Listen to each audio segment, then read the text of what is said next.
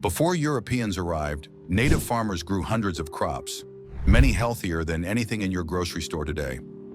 Some had more protein than steak. Others thrived in drought without irrigation. So why did these miracle foods vanish? And could they feed the future? 15. Lamb's quarters, Chenopodium album, the forgotten super spinach. Long before spinach was a salad staple, many native tribes were harvesting lamb's quarters, often called wild spinach. Found across North America, this plant thrived in poor soils, abandoned fields, and disturbed ground, making it one of the most reliable wild greens in indigenous diets. The Iroquois, Cherokee, and Navajo knew it well. In spring and summer, tender leaves were eaten raw or boiled. In winter, seeds were ground into flour or added to soups. Nutritionally, it's a powerhouse. More vitamin A than carrots, more calcium than milk, and more iron than spinach. It wasn't just food, it was survival insurance. Lamb's quarters grew without cultivation, resisted pests, and self-seeded year after year. Some tribes mixed it with other wild greens like nettle for added flavor and nutrients. Archaeologists have found evidence of lamb's quarter seeds in pre-contact storage pits dating back 3,000 years. Today, it's often dismissed as a weed, yanked from gardens and tossed aside. But for native farmers, it was a free, climate-proof crop that could keep a family alive when other plants failed. Forget kale smoothies. This was the original superfood of the Americas. 14. Prairie turnip, Sorelia esculenta, the bread of the plains. If you were traveling with the Lakota, Mandan, or Omaha in the 1700s, there's a good chance your survival depended on the prairie turnip.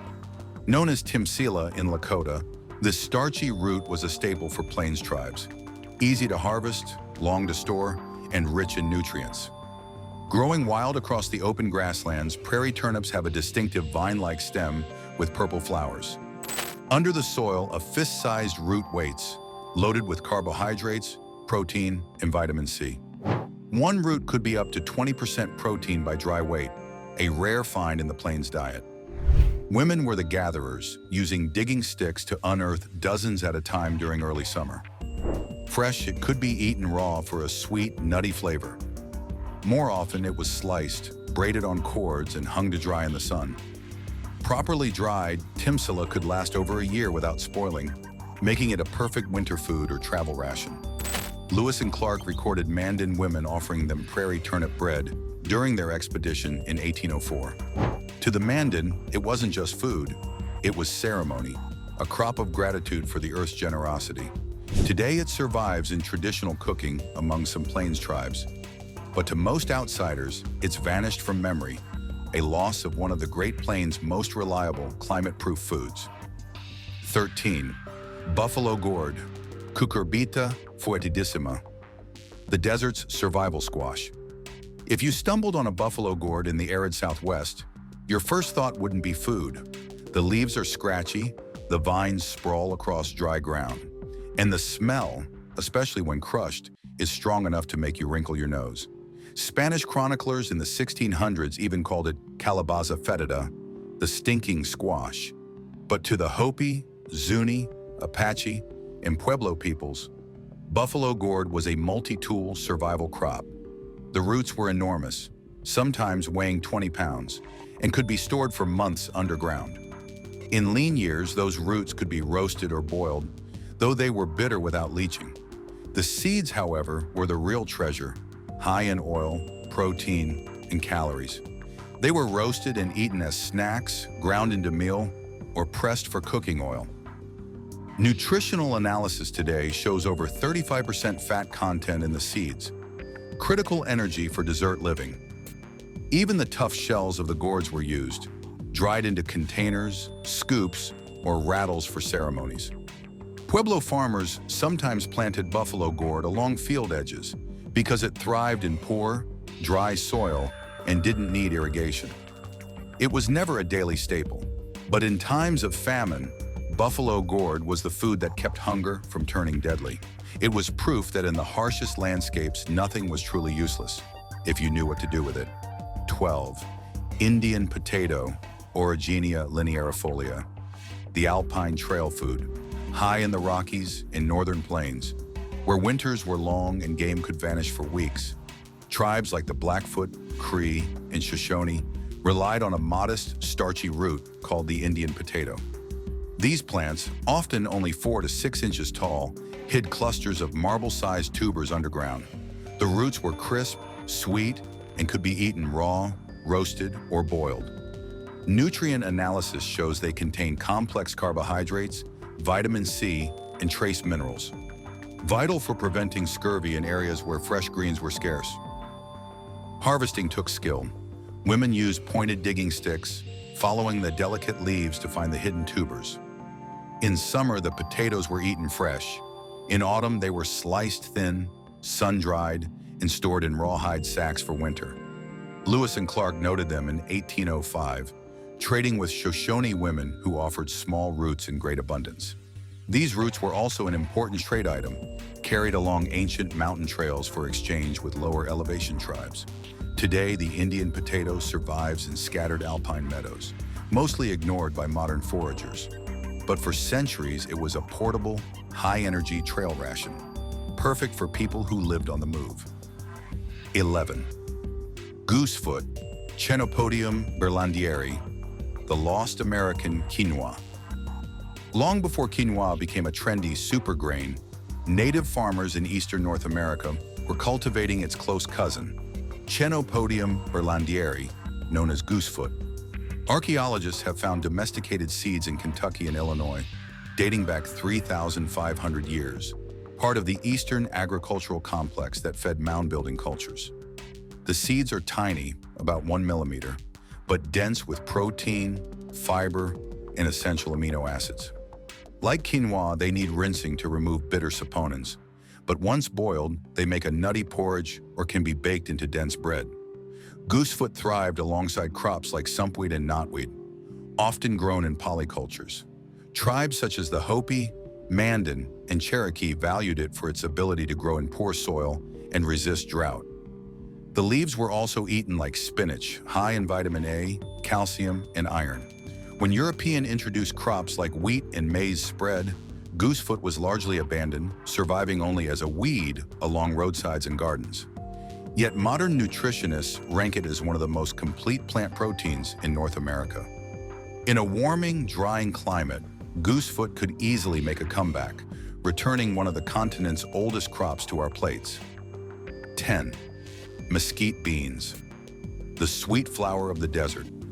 Across the arid Southwest, the Mescalero Apache, Pima, and Tohono O'odham saw the mesquite tree not as scrubland brush, but as a year-round food bank.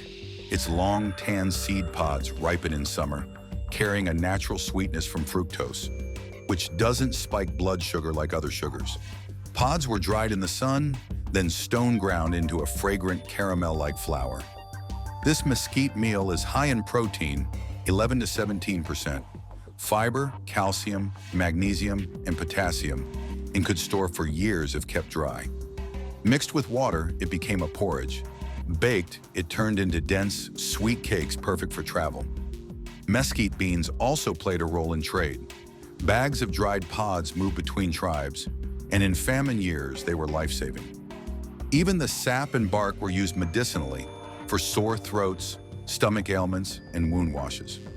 Modern analysis shows mesquite flour has a low glycemic index, making it ideal for diabetic diets. Yet today, most mesquite pods rot on the ground while commercial wheat is trucked in. For indigenous peoples of the Southwest, mesquite wasn't just a crop, it was proof that the desert could be generous if you knew where to look. 9. Wild rice, Zizania palustris, the sacred grain of the lakes. For the Ojibwe, Menominee, and Dakota, wild rice, manumin in Ojibwe, wasn't just food, it was a sacred gift, tied to prophecy and migration stories. Growing naturally in shallow lakes and slow rivers, the grain ripens in late summer, attracting flocks of waterfowl and schools of fish. Harvesting followed strict tradition. In a canoe, one person paddled while another used 2 cedar sticks to bend the rice stalks over and gently knock the ripe grains into the boat. Only a portion was taken, ensuring the plants reseeded for next year. Nutritionally, wild rice is a powerhouse. 14% protein by dry weight, double that of brown rice, with high levels of lysine, phosphorus, and dietary fiber. Properly dried, it stores for years and cooks into a nutty, chewy grain, perfect for soups, pilafs, or stuffing. In the 18th and 19th centuries, wild rice was a major trade commodity, moving hundreds of miles from the Great Lakes to the plains. Today, most wild rice in stores is cultivated paddy rice, but true hand-harvested manuman is still gathered under treaty rights. Its flavor and cultural weight remain unmatched. 8. Tepary beans, Phaseolus acutifolius, the desert's drought-proof protein. In the blistering deserts of the Southwest, the Tohono O'odham, Akimel O'odham, and Hopi cultivated tepary beans for thousands of years. These small, tan or white beans can mature on as little as 8 inches of annual rainfall, making them one of the most drought-tolerant legumes on Earth. They were often intercropped with maize and squash, their deep roots pulling moisture from far below the surface. Tepary beans are nutrient-dense, 23% protein, high in fiber, calcium, and iron, and store for years when dried. Cooking took patience. They were simmered slowly into hearty stews with squash, chilies, or wild game. In summer, when heat withered other crops, teparies thrived, locking in soil nitrogen for the next planting. Spanish missionaries adopted them in the 1600s, but modern industrial farming largely abandoned teparies for higher-yield commercial beans. Today, heritage farmers are reviving them as a climate change-ready crop. For desert tribes, tepary beans weren't just food, they were proof you could farm in a place where rain might not fall for months. 7. Choke cherries, Prunus virginiana, the plains powerberry. For the Lakota, Cheyenne, Arapaho, and Blackfoot, choke cherries were more than a wild fruit. They were a cornerstone of nutrition and medicine. Growing in dense clusters along rivers and plains edges, these tart, astringent berries ripen in late summer, turning deep purple or black. Fresh, they're mouth-puckering, but when pounded, pit and all, into a paste and dried, they become a sweet tart superfood. Choke cherries were a key ingredient in pemmican, mixed with dried bison meat and tallow. This combination provided concentrated calories, fat, and vitamins that could last for years without spoiling. Nutritionally, choke cherries are high in vitamin C, antioxidants, manganese, and fiber. The pits contain small amounts of cyanogenic compounds, but traditional processing neutralized them. Knowledge passed down through generations. Medicinally, bark tea was brewed for colds, fevers, and stomach ailments. Tribes also used the wood for tool handles and arrow shafts. In the fur trade era, dried choke cherries were a valuable exchange item, moving hundreds of miles from their source. Today, they're mostly ignored in favor of imported fruits. But for plains tribes, choke cherries were year-round energy in a land where winter could kill the unprepared. 6. Sunchokes, Helianthus tuberosus, the underground sunflower. Known to many tribes, including the Algonquin, Pawnee, and Dakota, sunchokes are a type of perennial sunflower that hides its treasure underground. Knobby brown tubers with a nutty, slightly sweet flavor. Before the potato spread widely, sunchokes were already a major root crop in much of North America. They're rich in inulin fiber, iron, potassium, and vitamin C, and unlike starchy potatoes, they have a low glycemic index, making them ideal for sustained energy. Sunchokes could be eaten raw, roasted, boiled, or fermented. Harvested in late fall, they stayed fresh for months buried in cool soil or stored in pits. Early European explorers noted native farmers cultivating large patches, often alongside corn and beans. The French even exported them to Europe by the early 1600s. These plants are incredibly resilient, thriving in poor soil, resisting pests, and regrowing each year from leftover tubers. For nomadic tribes, they were a plant-and-forget food source, ensuring calories without constant labor. Today, sunchokes are gourmet fare in some restaurants, but for centuries they were insurance against hunger, a hidden harvest that could mean the difference between a full belly and starvation. 5. Mandan squash, the winter keeper.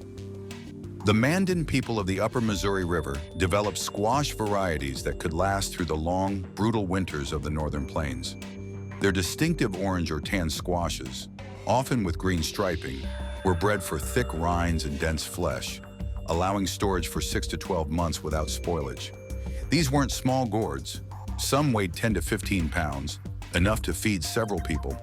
Nutritionally, Mandan squash is rich in beta-carotene, vitamin C, potassium, and complex carbohydrates, making it both energy-dense and protective against nutrient deficiencies during the cold months.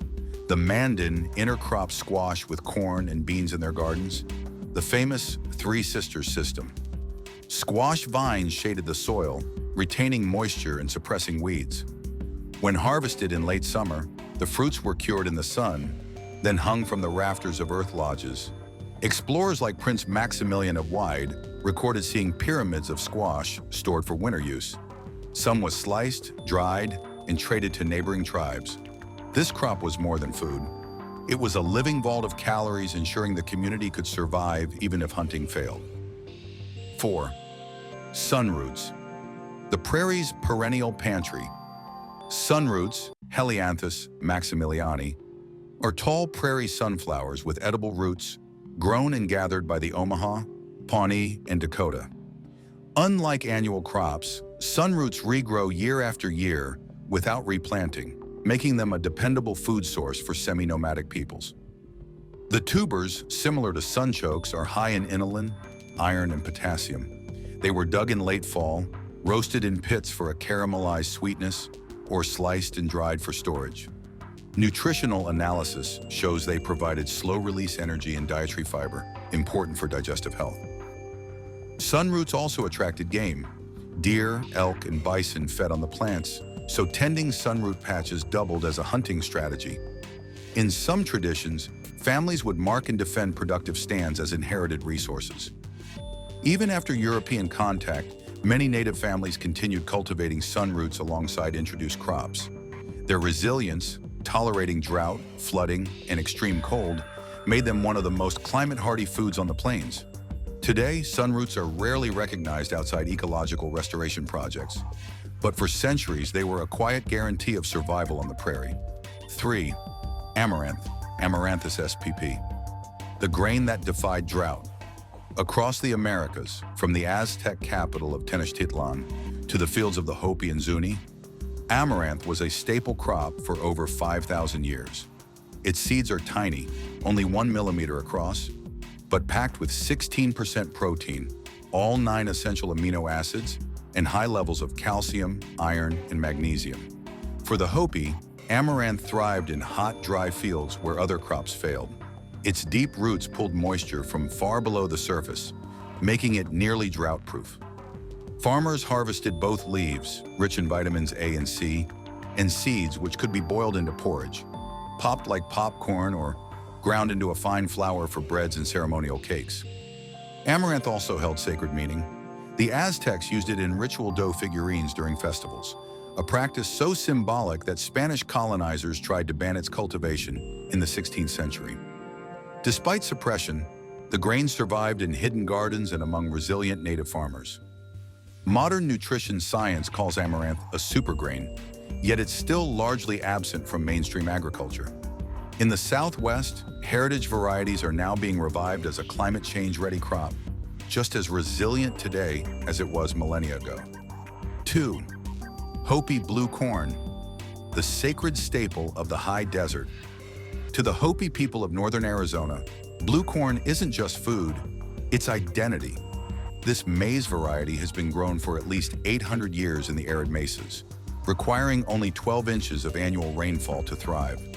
Its deep blue color comes from anthocyanins, antioxidants linked to anti-inflammatory benefits. Nutritionally, Hopi blue corn is higher in protein, 14% versus 9% in yellow corn, with more iron and a lower glycemic index, making it a slow-release energy food. The Hopi hand-plant blue corn seeds deep in the soil to reach subsurface moisture. Once mature, the kernels are dried and ground into fine flour for peaky bread, ceremonial dishes, and daily sustenance. Each stage of planting and harvesting is accompanied by prayer, linking the crop to spiritual cycles. Blue cornmeal was historically used in trade with neighboring tribes, prized for its flavor, nutrition, and long storage life. In some Hopi clans, a child's first solid food is blue corn mush, a symbolic welcome into the community. Today, heritage seed keepers work to preserve Hopi blue corn against threats from hybridization and drought, ensuring this living link to ancestral survival endures. 1. Cherokee groundnut, Apios americana, the hidden protein vine. Long before peanuts arrived from South America, the Cherokee, Wampanoag, and Iroquois were harvesting a native legume called the groundnut. This climbing vine grew along riverbanks and wetlands from the Great Lakes to the Deep South, producing strings of chestnut-sized tubers underground and clusters of edible bean pods above. Nutritionally, it's a powerhouse. 3 times the protein of potatoes, up to 16%, rich in complex carbs, calcium, and iron. Tubers could be boiled, roasted, or sliced and dried for winter. The seeds were also eaten fresh or parched, adding even more protein to the diet. Cherokee women cultivated groundnut near water sources, sometimes letting the vines climb corn stalks in a form of polyculture. Early European settlers learned about it quickly. In 1623, Plymouth colonists survived a famine by digging wild groundnuts taught to them by local tribes.